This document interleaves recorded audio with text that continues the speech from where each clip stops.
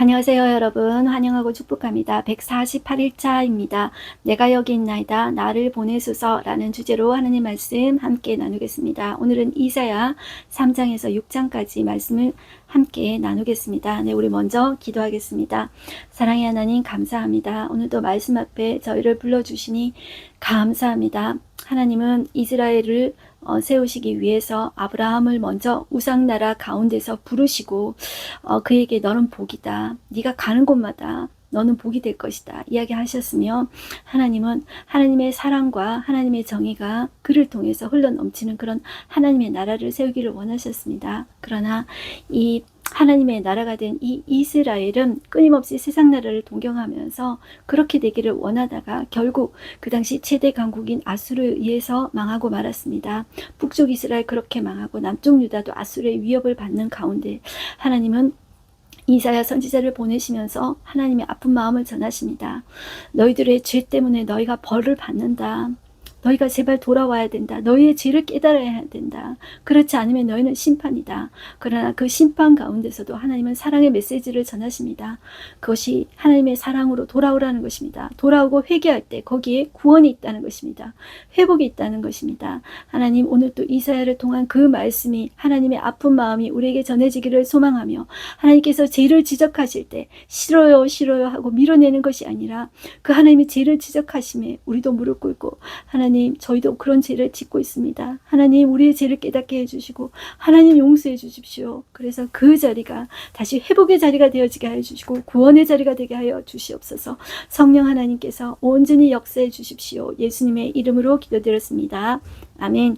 네, 오늘의 리딩 가이드 함께 보겠습니다. 하나님은 유다 사람들이 섬겼던 그런 우상 숭배의 실상들을 정말 다 보고 계셨습니다. 그리고 그날에 그것을 다 없애겠다고 이제 하셨습니다. 그렇지만 그것이 심판의 메시지죠. 그렇지만 남은 자를 구원하겠다 이렇게 또한 말씀하셨습니다. 그래서 이 예언서에 이제 두 기둥 심판하시나 구원하신다 이 기둥을 꼭 잡고 가셔야 됩니다. 이제 이사야서는 39장 나오기 전까지 심판의 메시지가 줄을 이루고 있다 그렇게 생각하시고 그 와중에서도 심판의 메시지만 계속하는 것이 아니라 잔소리만 계속하면은 듣기 싫어합니다. 그래서 하나님의 진심을 알릴 수 있는 말씀을 계속 이제 이야기하십니다. 사랑으로 이야기하십니다. 누구를 보내셔서 이사야를 보내서 이제 그 말씀을 하고 계시는 것입니다. 자, 우리 그 앞부분에 하나님께서 이스라엘을 포도원으로 이제 비유하셨는데요. 내가 이 포도원을 갈고 거기 극상품, 최상품 포도나무를 심었다. 그런데 너희는 먹지 못하는 시고 그럼 먹을 수 없는 들포도를 맺었다. 이것이 도대체 어찌된 일이냐. 그렇게 죄들을 지적하고 계십니다. 그리고 남유다를 향해서 너희들도 죄를 짓고 있다. 그러면서 내가 그루터기만 남기고 너희가 불같이 탈 것이며 풀같이 불에 탈 것이고 그리고 이방나라의 침공을 통해서 너희가 심판을 받게 된다. 그러니 돌아오라. 이렇게 이야기하시는 것입니다. 네, 그리고 나서 이사야 6장에서 이사야는 소명을 받게 되었는데요. 이것은 어떤 이사야의 예언이 아니라 이사야가 선지자로 가게 되는 그런 간증과 같은 이제 내용이라고 할 수가 있겠습니다. 우리는 이 이사야서를 읽으면서 심판하시나 구원하신다. 네, 그 주제를 염두에 두고 계속 이제 보시면 되겠습니다. 네, 시대적인 상황은 여러분들 우리는 지금 열왕기상하 물고기 그림 꼬리 부분이라는 생각을 계속 하셔야 되겠습니다. 꼬리 부분의 주제는 망하는 이야기입니다. 북이스라엘은 어디에? 그 당시 최대 강국 아수르. 기억이 안 나시면 이렇게 생각하십시오. 생각도 못 할 수도 없었는데 이 하나님의 나라가 아수르에게 망했구나. 기억이 안 나면 그렇게 아자를 떠올려 보십시오. 아수르에게 망했다. 그렇게 생각해 보십시오. 그리고 그 아수르가 작은 밑에 나라, 남쪽 나라까지 가만두었겠습니까? 가만히 안 두겠죠. 그러니까 들들볶겠죠.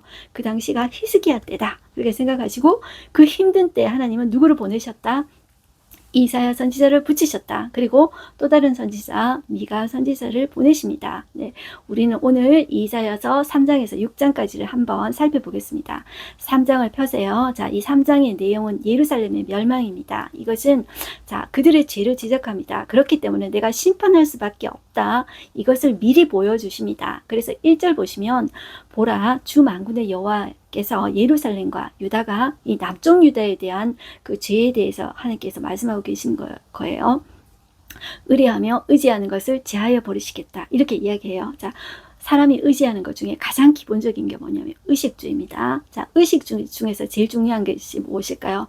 먹는 것입니다. 그래서 자, 제하여 버리시는데 곧 그가 의지하는 모든 양식과 그가 의지하는 모든 물을 제하여 버리신대요. 그리고 그들의 리더를 하나님께서 제하여 버리신다. 이렇게 나오는데 어떤 리더이냐면 2절 용사와 전사와 재판관과 선지자와 복술자. 복술자는 뭐 하는 사람이냐면 점치는 사람입니다. 자, 그 당시에 이제 정치인들이나 오늘날도 마찬가지입니다. 점을 쳐가지고 나라의 흥망성쇠를 이렇게 점치는 사람들을 복술자라고 합니다. 장로와 그리고 50부장, 귀인과 모사와 정교한 장인과 능란한 요술자를 그리하실 것이라 이렇게 이야기합니다. 그리고 누가 지도자가 되냐면 소년들을 그들의 고관들로 삼으시며 아이들이 그를 다스리며 아이가 노인에게 비천한 자가 존귀한 자에게 교만할 것이라고 이렇게 이야기해요. 그러니까 질서가 완전히 이제 무너지게 되는 거죠. 그리고 7절 끝에 보시면 시간이 지나면 그런 통치자도 이제 소년이 이제 고관이 된다 그랬죠. 아이들이 다스린다 그랬죠. 그것도 안 하겠다는 거죠. 왜냐하면 나는 양식도 없고 의복도 없어, 돈도 없어. 그러니까 난 지도자 못 하겠어. 이렇게 나온다는 거죠. 7절 끝에 보시면 내 집에는 양식도 없고 의복도 없으니 너희는 나를 백성의 통치자로 삼지 말라 하리라. 그럴 때가 이제 온다는 거죠. 자, 그것을 예루살렘이 멸망하는 미리 이제 그것을 보여주고 계십니다. 이렇게 멸망할 것이라는 것을 보여주고 계세요. 지금 아직 망하지 않았습니다. 이 히스기야 때보다 한참 더 가는 거예요. 지금 한 130년 정도 더 가야 남쪽 유다가 망하는 것입니다. 자, 그리고 여호와께서 백성을 심판하시다. 그들의 그 내용이 나오고 있는데 그들의 이제 죄악을 상을 이야기하고 있어요. 그러면서 그 지도자들의 죄를 이야기하고 있는데요. 자, 우리 15절을 한번 보겠습니다. 어찌하여 너희가 내 백성을 짓밟으며 그 지도자들이 그렇다는 거죠. 가난한 자의 얼굴에 맷돌질하느냐. 자, 여러분들 맷돌질하면 어떻게 됩니까? 다 갈아버리죠. 그러니까 가난한 자의 얼굴을 다 갈아버린다는 거예요. 이것은 무자비하게 이제 갈아버리는 그들의 그 악행을 말하고 계십니다. 주 만군의 여호와 내가 말하였느니라. 하나님 다 보고 계시다는 거죠. 그들의 타락을 말하고 계십니다. 자, 그러면서 시온의 딸들에게 말씀하고 계시는 거죠. 이 시온의 딸들은 그 시온 그러면 예루살렘이라고 생각하시면 되겠습니다. 거기에 거주하는 부녀들, 여자들을 말하고 계십니다. 16절 여호와께서 또 말씀하시되 시온의 딸들이 교만하여 느린 목. 자, 여기 되게 이제 묘사를 잘하고 있습니다. 이 이사야는 귀족 출신이라고 했죠. 그래서 이 단어들이 되게 아까 가난한 자의 얼굴에 맷돌질 한다는 이런 단어가 되게 시적이지 않습니까? 보통 사람들 이런 말 잘 쓰지 않잖아요. 그런데 이 사람이 귀족 출신이기 때문에 이런 표현들을 많이 쓰는 거예요. 그러면서 그 시온의 딸들이 교만하여 느린 목. 자, 이런 것들을 눈 감고 한번 상상을 해보세요. 교만하여 목을 이렇게 쫙 늘리면서 정을 통하는 눈, 정을 통하는 눈이 어떤 눈인지 모르겠어요. 막 이렇게 뭐 윙크를 하고 다니는 눈인지 막 눈으로 막 사람을 홀린다든지 아마 그런 것 같아요. 그러면서 아기작거리며 걸으며 아기작거려 걸은다는 게 어떤 건지 모르겠는데 엄청 이렇게 유혹하면서 이렇게 죄악의 몸짓으로 걷는 이런 행위들을 말하는 것 같아요. 자, 발로는 쟁쟁한 소리를 낸다 하시도다. 그러므로 주께서 시온의 딸들의 정수리에 딱지가 생기게 하시며 여호와께서 그들의 하체가 드러나게 하시리라. 주께서 그날에 그들이 장식한 발목걸이, 머리에 망사와 반달 장식과 이 반달 장식은 목에서 눌러서 가슴까지 이제 내려오게 하는 반달 장식 목걸이를 말을 하는데요. 자, 이것이 이교적인 장신구입니다. 이 지금도 여러분들 그 초생달 목걸이 이런 거 있잖아요. 이슬람 사람들이 이렇게 하고 있습니다. 자, 그 다음에 19절 귀고리, 발목고리, 얼굴 가리개, 화관, 발목사슬, 띠와 향악과 호신부와 자 이런 것들이 전부 다 그들이 이제 그런 화려함으로 장식하는 이 도구들입니다. 이 호신부가 뭐냐면 여러분들 부적 같은 건데요. 이것은 악기를 물리치기 위한 이교적인 장신구예요. 자, 이거를 호신부라고 합니다. 그리고 반지, 코고리, 예복, 겉옷, 목도리, 손주머니, 손거울, 세마포, 머리수건, 노를 제하시겠대요. 그리고 그때 썩은 냄새가 향기를 대신하고 노끈이 띠를 대신하고 대머리가 숱한 머리털을 대신하고 굵은 베옷이 화려한 옷을 대신하고 수치스러운 흔적이 아름다움을 대신할 것이라. 자, 이 심판하실 것을 미리 보여주신다는 것입니다. 죄를 지적하시는데 왜 미리 보여주실까요? 사랑하시니까. 어떻게 하라고? 돌아오라고. 여기까지 이러면 안 되잖아요. 우리가 애들을 왜 잔소리하고 왜 이렇게 때립니까? 그 이유는 돌아오라고. 거기까지 가면 안 되니까. 그 하나님의 아픈 마음을 우리가 좀 아셨으면 좋겠습니다. 이게 임하기를 하나님이 원치 않습니다. 돌아오라고 하시는 거예요. 자, 4장 1절 보시면 그날에 7 여자가 한 남자를 붙잡고 말하기를 우리가 우리 떡을 먹으며 우리 옷을 입으니 다만 당신이 이름으로 우리를 부르게 하여 우리가 수치를 면하게 하리라. 자, 이 말은 어떤 말이냐면 그 당신은 여자가 결혼하지 못하고 혼자 살거나 결혼 후에도 아기를 낳지 못하면 이거를 수치스러운 거로, 상당히 수치스러운 것으로 여겨요. 그래서 7 여자가 있어도 이 7이라는 것은 완전한 숫자를 이야기하지 않습니까? 그보다 더 많은 여자일 수도 있습니다. 한 남자 붙잡고 제발 결혼해 달라는 거죠. 그러면서 우리가 다 먹고 살고 떡 먹고 우리 입고 의식도 다 해결할 테니까 결혼만 제발 해달라는 거죠. 그때가 오겠다는 거죠. 그러니까 그 전에 하나님은 이 말을 하는 것은 제발 좀 돌아왔으면 좋겠다. 이 말씀을 하는 것이죠. 자, 그런 후에 징계를 받은 데까지 안 갔으면 좋겠는데, 그런데 그런 징계를 받았을 때 그 후에 너희는 정결하게 될 것이다. 그리고 하나님은 회복시키게 될 것을 하나님께서 말씀하고 계세요. 그러니까 하나님의 그 결론은 회복입니다. 구원입니다. 그걸 하고 싶으신 거예요. 그런데 죄 묻은 상태로, 죄 지은 상태로 구원이 안 됩니다. 그게 하나님의 성품이세요. 그래서 깨끗게 하시거든요. 그 죄를 없이 하세요. 자, 그래서 고난을 통해서 죄를 없이 하는데 결과적으로 예루살렘은 청결케 하실 때 누구를 등장시키냐면 2절 보시면 그날에 여호와의 싹이 나오죠. 이 여호와의 싹이 바로 새로 구원을 일으키실 메시아, 바로 예수 그리스도를 의미합니다. 그래서 싹, 순, 이런 게 나오잖아요. 이사야서에 이게 많이 나옵니다. 그러면 그것을 이제 다시 회복시키실, 구원시키실 메시아로 보시면 됩니다. 자, 그 싹이 아름답고 영화로울 것이며 그 땅에서 사는 이스라엘의 피난하는 자를 위하여 영화롭고 아름다울 것이며 시온에 남아있는 자, 예루살렘에 머물러 있는 자, 곧 예루살렘 안에 생존하는 자 중 기록된 모든 사람은 거룩하다 칭함을 얻으리니, 자, 이거는 왜 그러냐면 그 예수님이 징계를 대신 받으시는 거예요. 그래서 4절 보시면 이는 주께서 심판하는 영과 소멸하는 영으로 시온의 딸들의 더러움을 씻기시며 나오죠. 자, 이 소멸하는 영이 어떤 거냐면 죄악을 태워서 제거하는 영이에요. 그래서 깨끗하게 하신다는 거예요. 더러움을 씻기신다는 거예요. 그래서 예루살렘의 피를 그 중에서 청결하게 하실 때가 됩니다.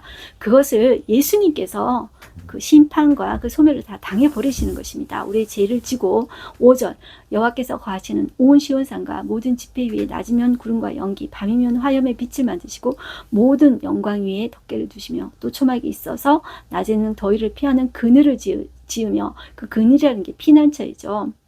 자, 이것이 폭풍우를 피하여 숨는 곳이 되리라 이렇게 이야기하죠. 자, 이것은 여러분들 이러한 회복들은 죄를 깨닫고 돌이키는 자만이 누릴 수 있다는 것을 꼭 생각하셔야 되겠습니다. 그리고 오늘날 우리도 마찬가지입니다. 예수 그리스도 인해서 철저히 죄를 회개하고 돌이켜야 됩니다. 회개라는 것은 죄를 단지 슬퍼하고 눈물을 흘리고 끝 아닙니다. 단순히 거기에서 돌아서서 돌이켜서 다시 하나님께로 돌아오는 것을 의미합니다. 그래서 다시 하나님의 자녀로서 살아가는 것을 이제 의미한다고 할 수 있겠습니다. 자, 그 다음에 5장에 오시면 포도원의 노래 나오죠. 이것은 하나님의 사랑과 기대에도, 그런 기대에도 불구하고 여전히 타락해서 죄악의 열매를 맺는 이스라엘의 죄악성에 대해서 이야기하고 있어요. 1절 보시면 나는 내가 사랑하는 자를 위하여 노래하되 내가 사랑하는 자의 포도원을 노래하리라. 내가 사랑하는 자에게 포도원이 있으며 심히 기름진 산에로다. 땅을 파서 돌을 제하고, 여러분들 땅을 파서 돌을 제하는 게 요즘은 기기가 있으니까 빨리 하지만은 옛날에는 1년 이상이 걸렸다고 해요. 자, 이 다 수작업해야 되는 것이 아닙니까? 자, 그렇게 해서 이 밭을 만들었어요. 그리고 극상품 포도나무를 세웠다는 거죠. 그 중에 그리고 망대를 세웠어요. 그리고 그 안에 술투를 팠어요. 이제 포도주 같은 걸 만드는 거죠. 그리고 좋은 포도 맺기를 바랬더니 어땠냐면은 들포도를 맺었대요. 이 들포도는 그냥 들에서 나는 포도를 의미하는 것이 아니라 시고 냄새나고 썩어서 먹지 못하는 포도를 이제 의미하는 것입니다.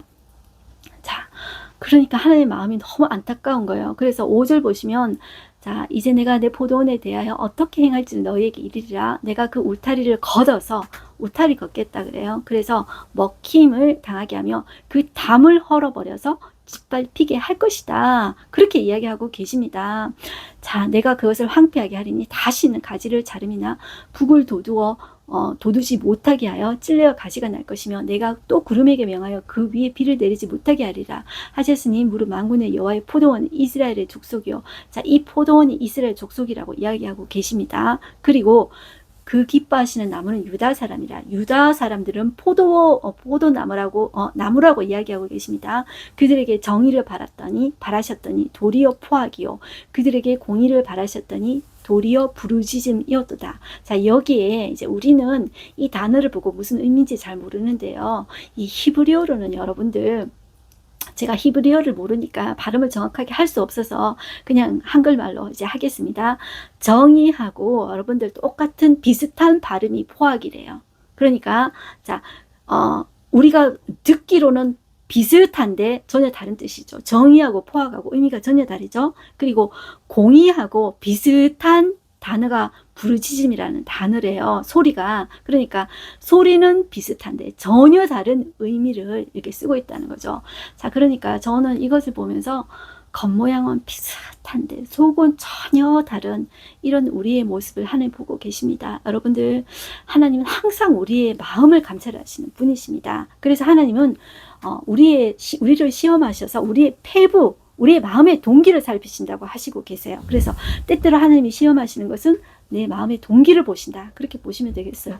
내가 겉모양만, 형식만 위선 떨고 있지는 않은가. 소리만 비슷하고 겉모양만 비슷한데 실제로 하나님이 정의를 원하시고 사랑을 원하시는데 포악을 원하고 다른 걸로 사람을 짓누르고 있지 않은가. 그것을 내 자신을 살펴봤으면 좋겠습니다. 자, 그러면서 그들의 죄악에 대해서 계속 나오고 있습니다. 8절 보시면 가옥에 가옥을 이으며, 자, 이것은 무슨 말이냐면 욕심이 있죠. 자, 잠깐만요.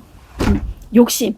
이 욕심이 그 부동산 투기 하잖아요. 집이 있는데 또 집을 계속 누리는 거예요. 그리고 전토에 전토를 다하여, 자, 이 땅이 있는데 계속 이제 땅을 다하는 거예요. 빈틈이 없도록 하고 욕심을 계속 누리는 거예요. 이 땅 가운데서 홀로 거주하려 하는 자들은 화 있을진저, 이렇게 이야기합니다. 만군의 여호와께서 내 귀에 말씀하실 때 정령이 허다한 가옥이 어떻게 돼?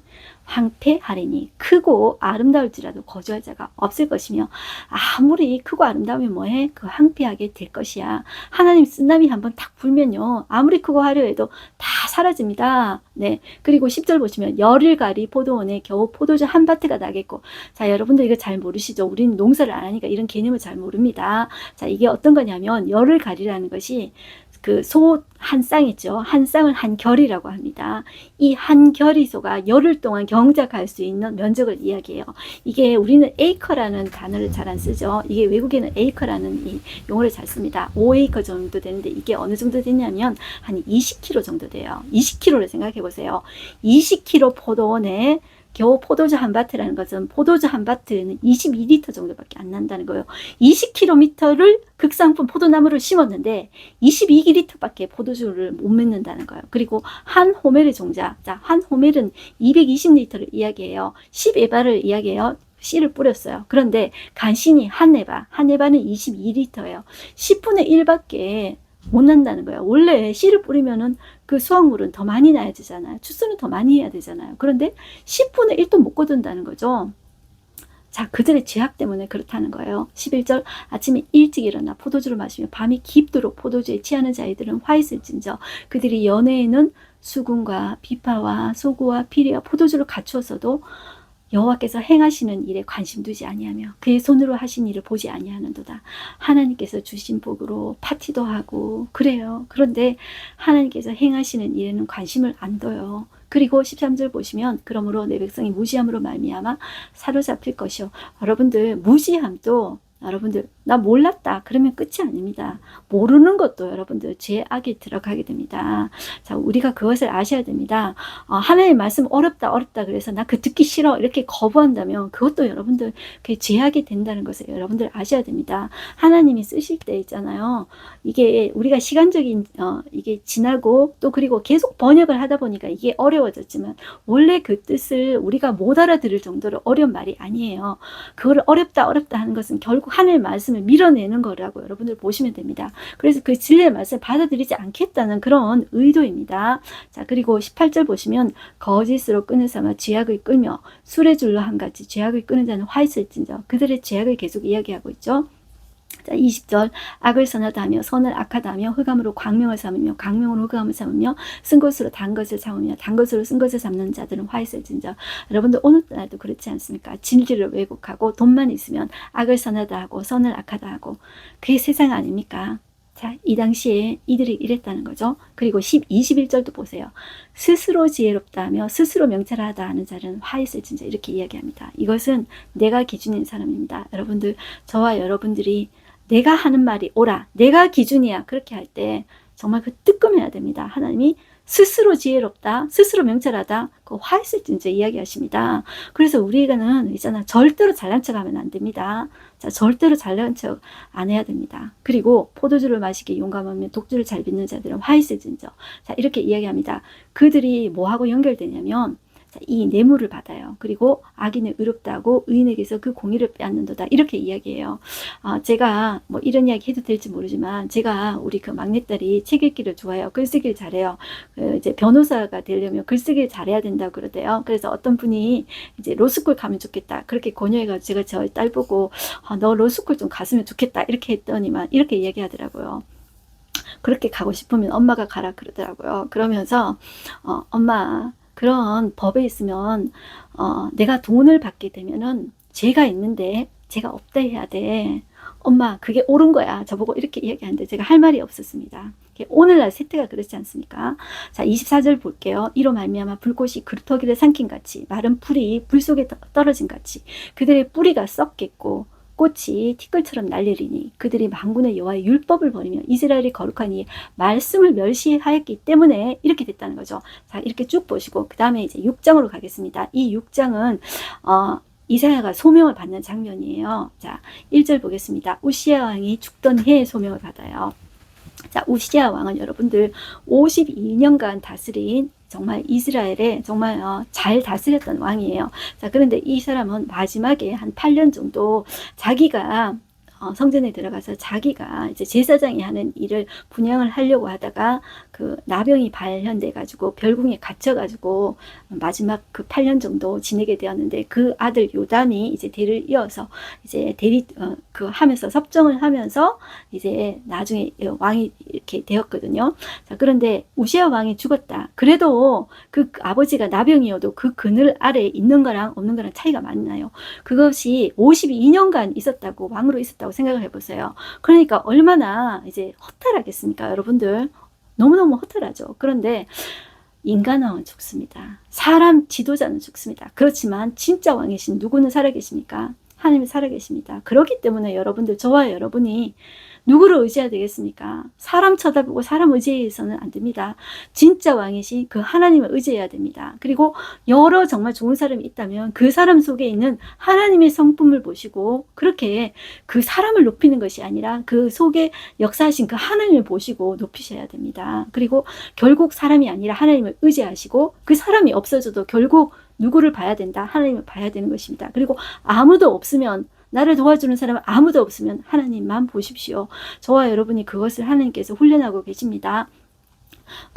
봤어요. 하나님이 진짜 하나님의 모습을 보여주고 계세요. 인간왕은 죽었는데 하나님의 모습을 보여주고 계시는데 이것이 계시록에 나타난 그 하나님의 모습하고 비슷해요. 이런 모습들은 여러분들 그 다니엘도 봤고요. 이 이사야도 봤어요. 자, 내가 본즉 주께서 높이 들린 보좌에 앉으셨는데 보좌야 이제 그 모습이 나와요. 하나님의 어떤 눈, 코, 귀 그런 형상이 나오는 게 아니고 그 이미지를 이야기하고 있는 거예요. 그의 옷자락은 성전에 가득하였고 스랍들이 모시고 섰는데 이 스랍들은 여러분들 날개 6개 달린 천사예요. 자, 이 천사들은 여러분들 감히 하나님의 얼굴을 볼 수가 없어요. 그래서 날개 둘로는 얼굴을 가려요. 그리고 날개 2개로는 날아요. 그리고 날개 2개로는 발을 가려요.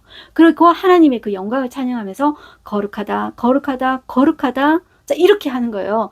이것이 스랍들입니다. 감히 이 스랍들도 하나님을 볼 수가 없습니다. 자, 그런데 거룩하다. 만군의 여호와여 그의 영광이 온 땅에 충만하다. 이렇게 이야기해요. 이같이 하답하는 자의 소리로 말미암아 문지방에 터가 요동하며 성전의 연기가 충만한지라. 자, 하나님의 영광이 충만한 거예요. 그때 내가 말하되 무엇을 보게 됐냐면 그런 하나님의 거룩하신 하나님의 임재 가운데 우리는 뭘 보냐면 나의 죄를 보게 되는 거예요. 이사야는 여러분들 그 당시에 상대적으로 다른 사람들보다 의로운 사람이지 않습니까? 그런 거예요. 그러니까 하나님의 부름을 받았죠. 그런데 그 거룩하신 하나님 앞에 우리는 한 사람도 죄 없는 사람이 한 사람도 없습니다. 오늘에도 여러분들 나는 죄 없다 떳떳하다 나는 깨끗하다 하는 사람 엄청 많습니다. 여러분들 교회 안에도 그런 사람들이 있습니다. 나는 떳떳하다 그런 사람들 있습니다. 그런데 하나님 앞에 섰을 때 뭐냐 하면 아무도 깨끗한 사람 아무도 없습니다. 화로다 나여 망하게 되었도다. 나는 입술이 부정한 자요. 나 입이 더러운 자라는 거죠. 나는 입술이 부정한 중에 거주하면서 만군의 여호와이신 왕을 배웠음이로다. 그때 그 스랍 중에 하나가 부젓가락 가지고 와서요. 제단에서 집은 막 숯불을 가지고 내게로 나와서 그 입술에 대면서 이렇게 이야기해요. 이것이 내 입에 닿았으니 내 죄악이 제하여졌고 내 죄가 사여졌느니라. 이렇게 이야기해요. 자, 그러면서 하나님이 하시는 말씀을 들어보세요. 8절 내가 또 주의 목소리를 들으니 주께서 이르시되 내가 누구를 보내며 누가 우리를 위하여 갈고 하시니 이렇게 물은 거예요. 하나님이 이사야한테 하나님의 영광을 보여주면서 너 가라. 너는 내가 본 사람 중에 제일 거룩한 사람이니 내가 너를 들어서 쓴다. 너 가라. 이렇게 하지 않으셨습니다. 여러분들. 하나님의 그냥 아픈 마음을 이야기하신 거예요. 그런데 그때 이사야가 반응한 거예요. 그때 내가 이르되 내가 여기 있나이다. 나를 보내소서. 나의 죄악을 보고 하나님 나 부정한데 나 입술이 부정한데 그래도 하나님 쓰시기를 원하시면 하나님 저라도 여기 있습니다. 하나님 저라도 보내주십시오. 이렇게 반응했다는 거예요. 이런 반응하는 사람은 하나님이 쓰십니다. 저는 이걸 보면서 정말 너무너무 마음이 아파요. 저를 부르실 때도 하나님 그러셨던 것 같아요. 하나님 저보고 저는 그렇습니다. 뭐 시킨다고 저는 할 사람이 아닙니다. 사람들이 이제 저보고 이렇게 되게 착하다고 오해하시는 분 있는데 여러분들 이 세상에 착한 사람 아무도 없습니다. 착해 보일 뿐이지 착한 사람은 한 사람도 없습니다. 죄인이 아닌 사람도 한 사람도 없고요. 착한 사람은 한 사람도 없습니다. 저는 절대로 이제 착한 사람이 아닙니다. 그런데 하나님이 저보고 너 사모해라 뭐 해라 이렇게 하지 않으셨습니다. 그런데 하나님이 저한테 이렇게 이야기하셨어요. 나는 말이야 네가 사모했으면 좋겠다고 생각하는데 여기까지 계속 이렇게 그 마음만 이야기하셨어요. 그런데 내가 하나님 나 싫어요 그런 마음이 입에 떨어지지가 않는 거예요. 떨어지지가 않고 그냥 그 자리에서 무릎 꿇고 하나님 도대체 뭘 보시고 저를 그렇게 생각하세요? 저는 그런 인격적으로 그런 걸 할 수가 없어요. 왜냐하면 저희 부모님 시골에서 정말 엄청 고생하는 거 봤습니다. 저희 동생들 정말 너무너무 다 고생했습니다. 하고 싶은 거 한 사람 저희 자녀들 중에 아무도 없습니다. 그래서 저는 지금 또 제가 뭘 잘하는지 뭘 하고 싶은지 그걸 몰라요. 내가 하고 싶은 대로 살지 않았기 때문에. 그런데 하나님이 그냥 그 마음을 부어주시는데 그냥 저도 모르게 그냥 무릎을 꿇었습니다. 거기에 내가 무슨 반응할 수 있는 게 아니었어요. 그 이사야에 대한 그런 마음이에요. 그러니까 그 하나님의 아픈 마음이 느껴지는데 거기에 내가 거절을 못하겠는 거예요. 그 이사야의 마음이 저는 너무나도 공감이 돼요. 그런데 하나님이 소명을 주셨잖아요, 여러분들.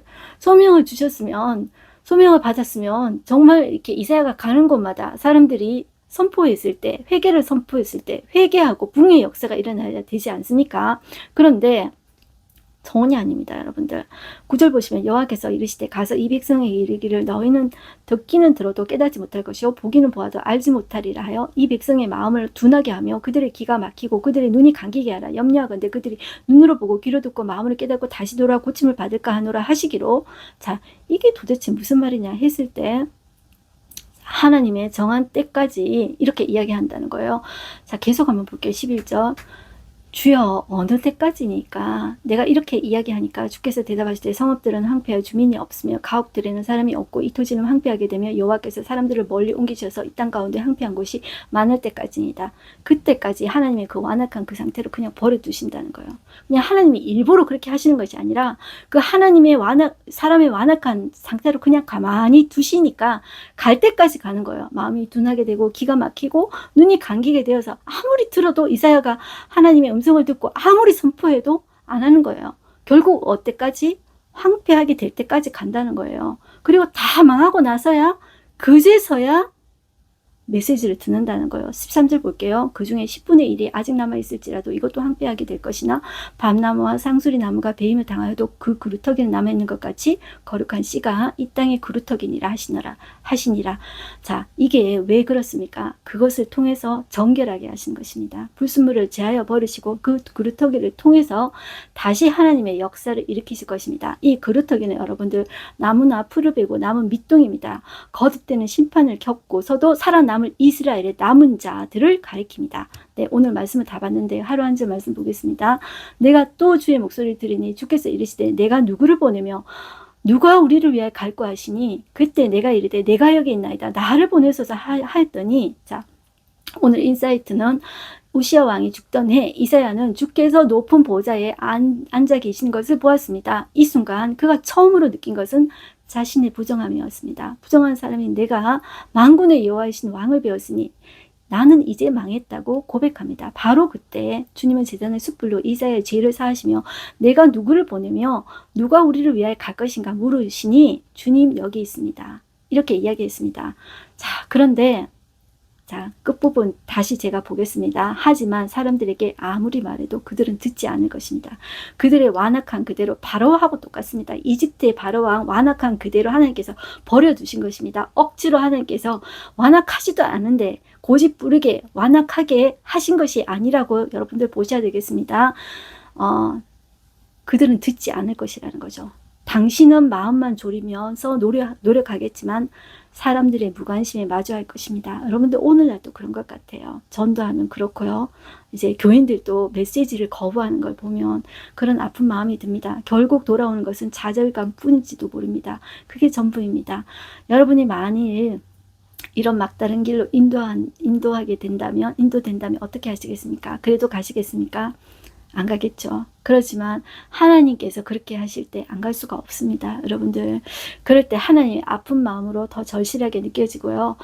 진짜 하나님의 백성 여러분들 돌아온다는 것을 그것을 꼭 여러분들 기억하십시오. 그루터기는 꼭 돌아옵니다. 정결하게 돼서 하나님은 그 그루터기로 인해서 하나님의 역사를 다시 시작하실 것입니다. 네, 기도하겠습니다. 하나님 아버지 감사합니다. 오늘도 이사야를 통한 그 하나님의 메시지를 들었습니다. 하나님 이사야를 부르시고 그가 하나님의 말씀을 선포하지만 그 완악한 백성들은 돌아오지 않습니다. 그러나 그 가운데서도 그루터기는 살아남아서 다시 하나님의 나라를 일으키실 것입니다. 하나님 심판 가운데 하나님 우리가 우리의 죄를 깨닫고 돌아오는 것이 복입니다. 그 죄를 깨닫고 돌아오는 자가 하나님 그루터기가 됩니다. 하나님 우리가 그런 하나님이 보시는 그루터기가 되게 하여 주십시오. 우리를 정결케 하셔서 다시 하나님의 나라를 백성으로 삼으시고 하나님 아버지 우리를 통하여서 하나님 다시 진리 공동체로 이 세상 가운데 이 한류 열풍인 이 세상 가운데 하나님의 복음을 전하는 하나님의 진리를 전하는 하나님의 말씀을 전하는 하나님의 말씀의 증인이 되어지는 그런 사람이 되어질 수 있도록 우리 민족을 다시 한 번 더 축복해 주십시오. 그러기 위해서 우리를 정결케 하시옵소서. 깨끗게 하시옵소서. 죄를 깨닫게 해 주시옵소서. 하나님이 죄를 지적하실 때 내 잘났다 나 죄 없다 떳떳하다 그러면서 버티고 고집부리는 그런 완악한 자가 아니라 하나님이 지적하시는 그 지적 앞에 겸손하게 무릎 꿇고 회개하며 하나님 앞에 엎드리는 자로 서게 하여 주시옵소서. 그래야 해서 하나님 앞에 다시 쓰임받는 우리가 되어지었으면 좋겠습니다. 예수님의 이름으로 기도드렸습니다. 아멘. 네, 오늘도 여러분들 승리하십시오. 화이팅입니다.